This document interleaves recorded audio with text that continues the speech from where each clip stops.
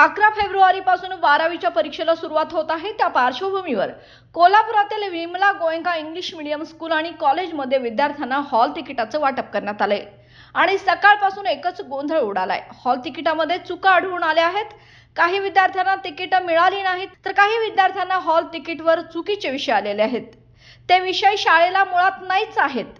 मॅथ्सच्या ठिकाणी biology, crop science होते, त्या ठिकाणी मराठी आणि भूगोल असे विषय आले आहेत। काही विद्यार्थ्यांच्या हॉल तिकिटावरील सह्याच डुप्लिकेट केल्याचं पालकांनी सांगितलं। ही घटना समोर आल्यानंतर सकाळपासूनच पालक आणि विद्यार्थ्यांमध्ये गोंधळाचं वातावरण निर्माण झाले। पालकांनी प्रशासनाला जाब विचारून धारेवर धरले। मुख्याध्यापकांना सांगितल्यानंतर राज्य बोर्डला माहिती कळवल्याचं सांगितलं। मुलांचे नुकसान न होण्यासाठी प्रयत्न सुरू असल्याचं देखील त्यांनी सांगितलं। मात्र एकंदरीत या प्रकारामुळे या शाळेतील बोगसपणा उघडकीस आलाय। शाळेवर शिक्षण विभागाने कारवाई करावी अशी मागणी होतीये।